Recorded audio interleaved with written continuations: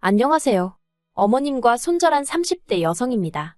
남편과 가정을 이루고 둘이서만 잘 살면 될 줄 알았는데 어머님 때문에 이렇게 하루하루가 고통스러울 줄은 상상도 못했네요. 남편과는 2년을 만나고 결혼했어요. 서울에서 왕복 4시간이 걸리는 곳에서 나고 자란 저와 달리 남편은 서울이 고향이었지요. 시부모님과도 줄곧 같이 살고 있었고요. 그래서 결혼 이야기가 나오면서부턴 자연스레 어머님 아버님과도 종종 만남을 가지게 되었습니다. 그리고 지금 생각해보면 오히려 그때가 더 편했던 것 같아요. 그때만 하더라도 어머님이 적어도 저한테 함부로 말씀하시는 일은 없었거든요. 그런 어머님이 결혼 이후에 태도를 달리하실 줄은 상상도 못했고요. 아무튼 그래서 남편과 결혼해도 괜찮겠다는 확신을 가졌습니다. 사실 요즘 같은 시대에 고부 갈등이 어딨냐 하는 사람도 있지만 저는 여자가 많은 직장이다 보니 주변에서 들려오는 게 많았거든요. 그래서 남들은 이해를 못할지 모르겠지만 저한텐 어머님이 어떤 분이신지가 참 중요했어요. 하지만 막상 식을 올리고 나니 그 짧았던 몇 번의 만남으로 어머님 아버님, 특히나 어머님을 잘한다고 생각한 제가 미련 곰탱이였더라고요. 시작은 신혼집이었습니다. 저희는 양가의 도움 없이 반반 결혼을 했어요. 사실 친정이나 시댁이나 그렇게 여유가 있지는 않았거든요. 물론 양쪽 부모님들 다 자식들이 도와달라고 하면 빚을 내서라도 도와주시긴 했을 거예요. 하지만 저나 남편이나 다 커서 결혼까지 하는 마당에 부모님들 어깨에 짐을 덜어드리진 못할 망정 얹어드리지는 말자는 생각에 동의했거든요. 그리고 다행히 저희 둘 다 대학 졸업 후에는 한눈 팔지 않고 착실히 직장 생활을 해오고 있었기 때문에 모아둔 돈도 적지 않았고요. 그래서 저희 둘이 합하고 대출 좀 받고 하니까 신축은 아니어도 서울 외곽의 작은 아파트 하나는 살 수 있었습니다. 이후로 내부 공사까지 마치고 집들이를 했을 때였어요. 먼저 시댁 식구들 그러니까 시부모님과 신우가 왔다 가고 일주일 후에 저희 친정 부모님이랑 언니가 왔다 갔습니다. 그런데 시댁 식구들이야 저희 신혼집에서 1시간도 안 걸리는 곳에 살거든요. 서울의 끝에서 끝이긴 해도 자가용으로 40분이면 가요. 하지만 먼저 일어선 신우와 달리 밤늦은 시간이 되도록 어머님 아버님은 도통 댁으로 돌아가실 생각을 안 하시대요. 그렇다고 언제 가실 거냐고 묻기도 그렇고 그런데 그때 어머님이 먼저 작은 방으로 향하시며 여기서 자면 되냐고 하시는 거예요. 떨떠름해서 저도 모르게 주무시고 가시냐고 물었습니다. 그러자 어머님이 당신 아들 집에 왔는데 하루 자고 갈 수도 있는 거 아니냐 그러시대요. 그리고 그런 이야기를 웃으면서 하시니 저도 싫다 좋다 소리를 못 하겠더라고요. 그래서 하루니까 생각하고 말았습니다. 그리고 얼마 뒤 이번에는 친정부모님과 언니가 올라왔어요.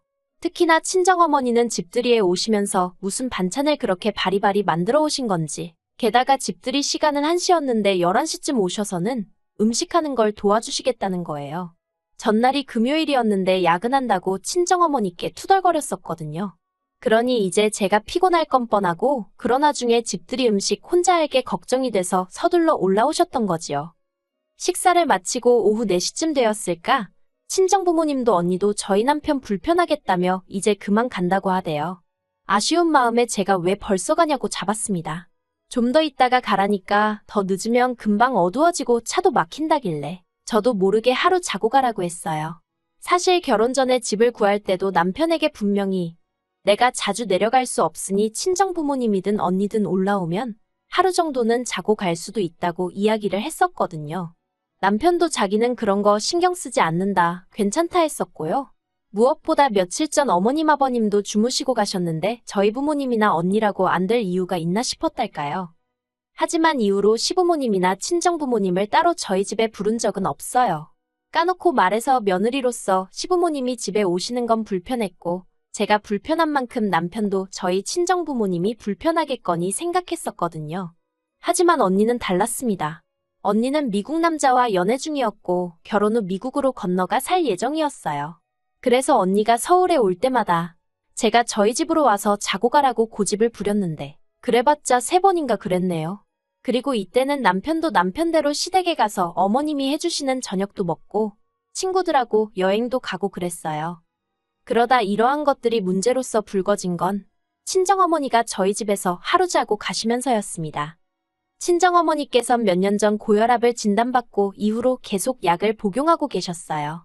그러다 제가 결혼하던 무렵부터 약이 잘 안 듣는 건지 계속해서 두통 때문에 힘들다 하셨지요.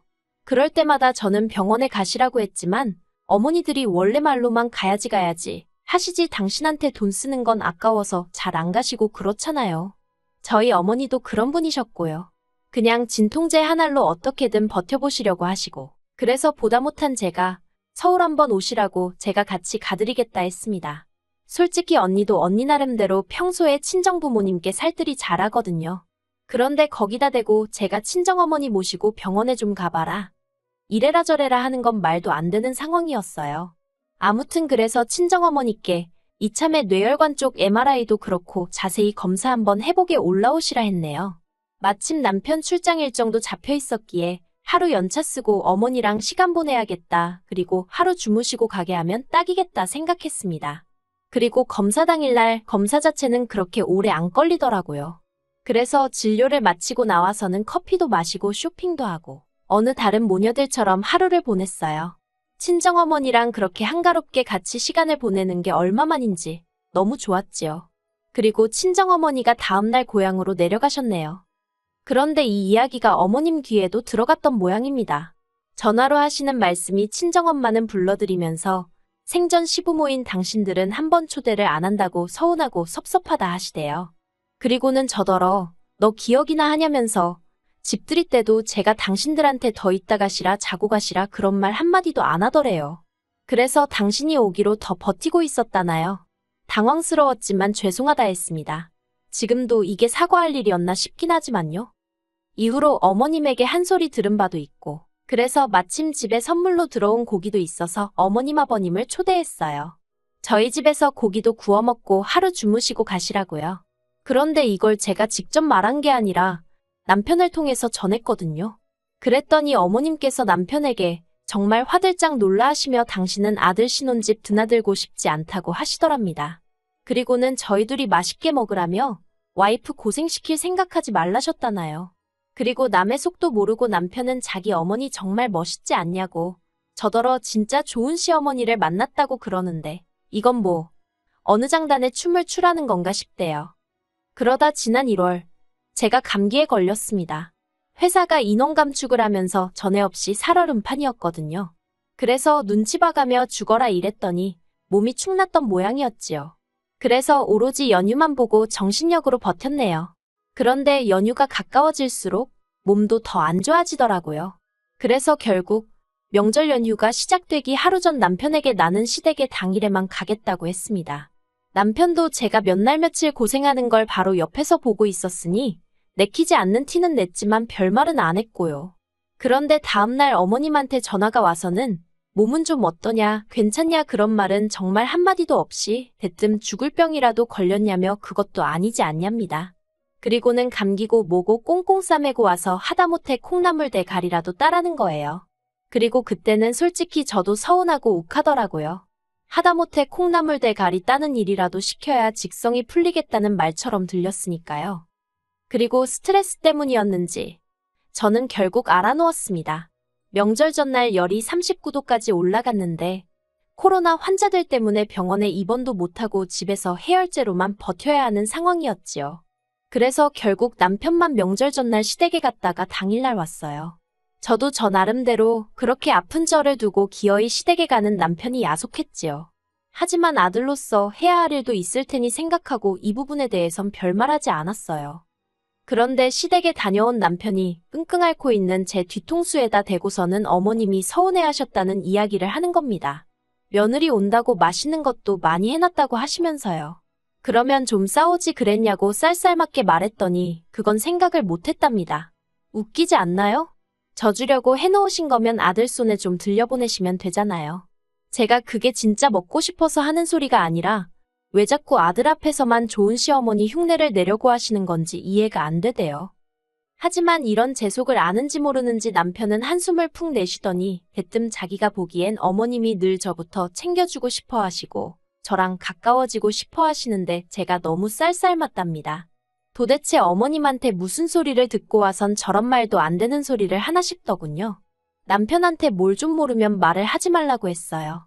어머님이 먼저 매번 따로 전화하셔서 싫은 소리를 얼마나 해대셨는지 아냐고요. 그런데 남편은 도통 제 말은 믿지 않는 눈치였습니다. 평소에도 경우 바르고 사람 좋기로 소문나신 분이라나요. 그러면서 어머님이 저를 뭘 그렇게 힘들게 했냐고요. 그리고 그때부터 남편도 뭔 생각인지 틈만 나면 시부모님하고 같이 시간을 보내고 싶어서 안달이더군요. 주말마다 시댁에 가서 밥을 먹자고 하질 않나. 어디 전시회라도 가려고 하면 어머님 아버님도 모시고 가자 하질 않나. 정말이지 환장할 노릇이었습니다. 그리고 지난 주말 남편이 또다시 시댁에 밥을 먹으러 가자고 하대요. 시댁 가서 밥 먹고 다 같이 마트 가서 장 보고 그러고 오자고요. 전날 저는 야근하고 집에 11시에 들어온 상황이었거든요. 그래서 남편더러 당신만 다녀오라 했어요. 그랬더니 남편이 저더러 해도 너무한다면서 시댁에 너무 소홀하다고 분통을 터뜨리대요.